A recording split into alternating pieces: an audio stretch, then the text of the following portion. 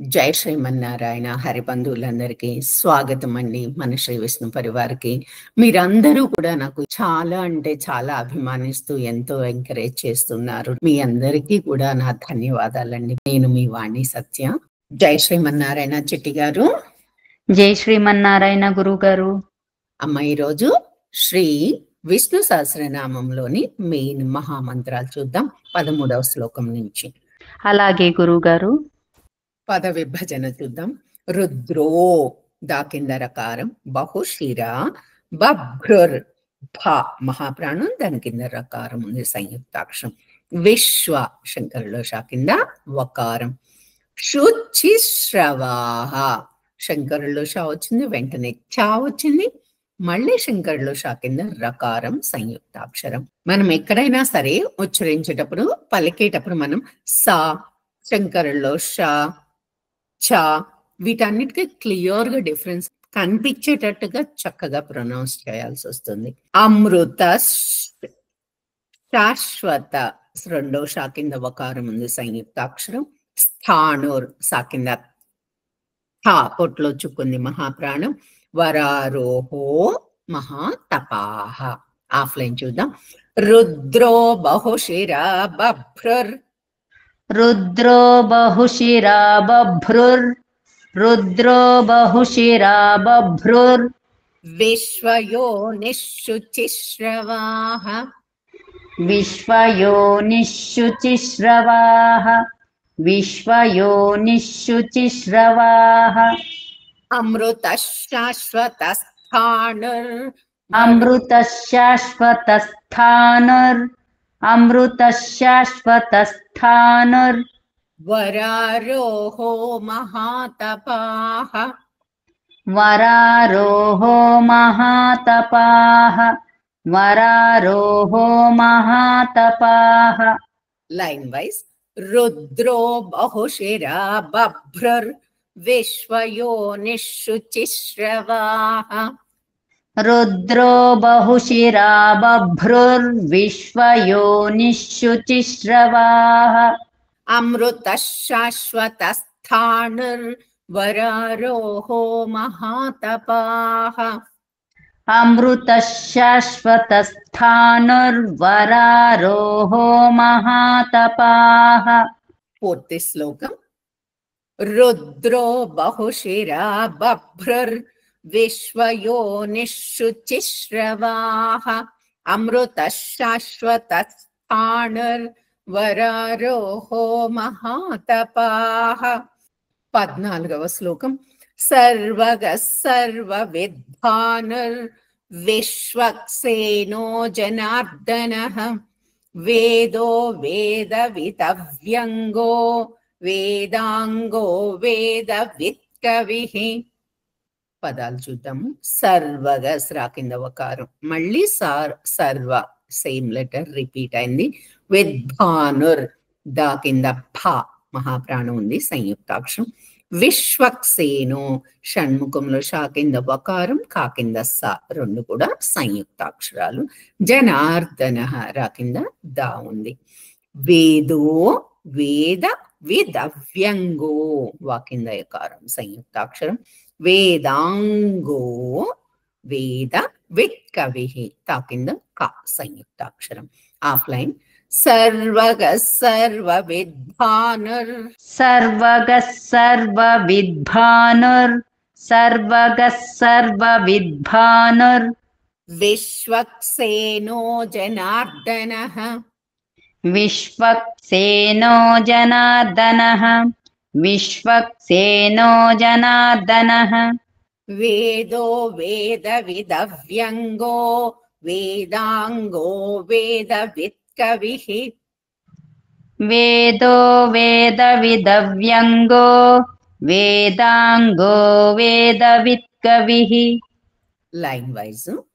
సర్వగ సర్వవిద్వానుర్.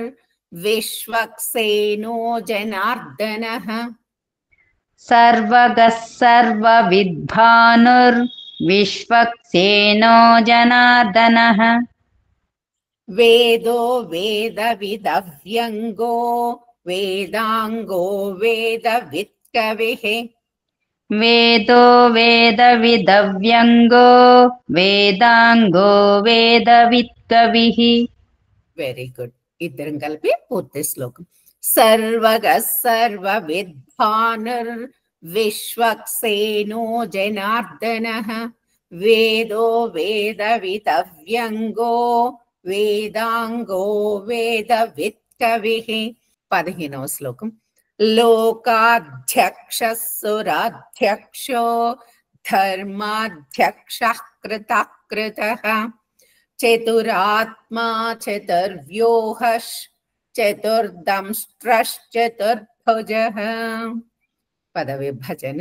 లోకాధ్య ధ మహాప్రాణం, దాని కింద యకారం ఉంది. సురాధ్యక్షో సేమ్ మళ్ళీ ధ మహాప్రాణం, దాని కింద యకారం.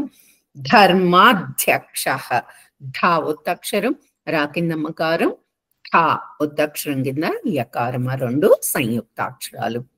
ఠ తర్వాత విసర్గలు, తర్వాత క ఉంది కాబట్టి ధ్యక్ష కృత కృత. చతురాత్మా రాత దీర్ఘాక్షరాలు, తా కింద మకారం ఉంది.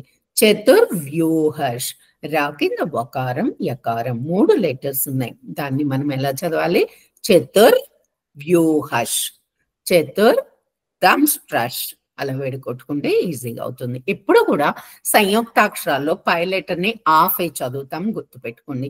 రా కింద ద సంయుక్తాక్షరం, షణ్ముఖంలో షా కింద ట ఉంది, రకారం కూడా ఉంది. అవి కూడా సంయుక్తాక్షరాలు. చతుర్దంష్ట్రష్ చతుర్భుజః రా కింద ఫ మహాప్రాణం ఉంది. ఆఫ్లైన్ చూద్దాం.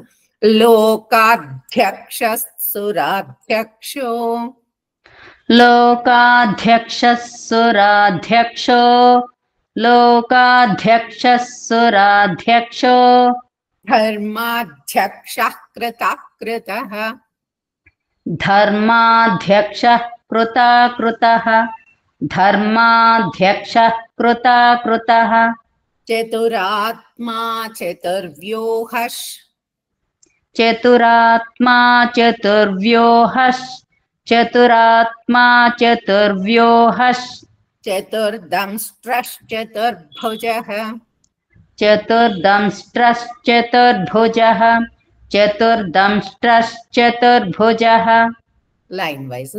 లోకాధ్యక్ష సురాధ్యక్షో ధర్మాధ్యక్షః కృతకృతః లోకాధ్యక్షः సురాధ్యక్షో ధర్మాధ్యక్షः కృతకృతః చతురాత్మా చతుర్వ్యూహష్ చతుర్దంష్ట్రశ్చతుర్భుజః చతురాత్మా చతుర్వ్యూహష్ చతుర్దంష్ట్రశ్చతుర్భుజః.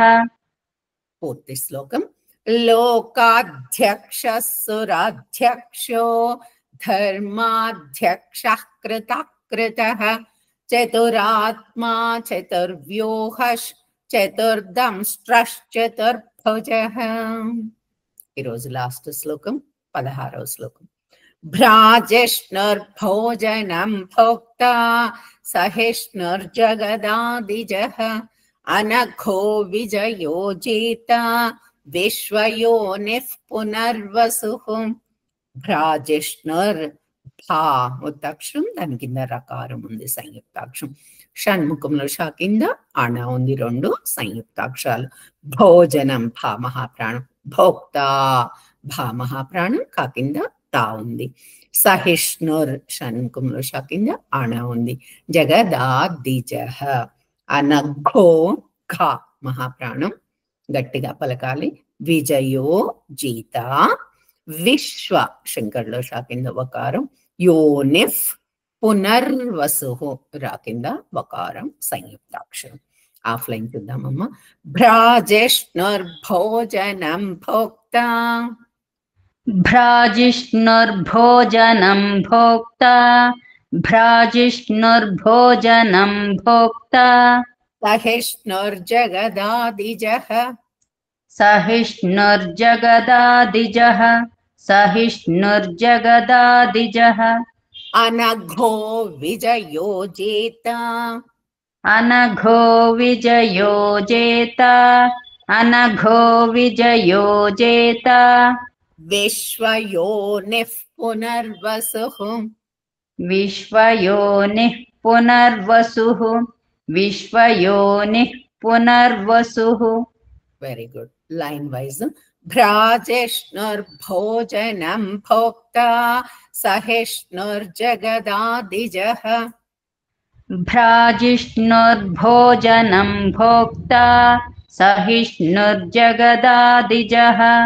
అనఘో విజయో జేతా విశ్వయోనిః పునర్వసుః అనఘో విజయో జేతా విశ్వయోనిః పునర్వసుః పూర్తి శ్లోకం ఇద్దరం కలిపి భ్రాజిష్ణుర్భోజనం భోక్తా సహిష్ణుర్జగదాదిజః అనఘో విజయో జేతా విశ్వయోనిః పునర్వసుః.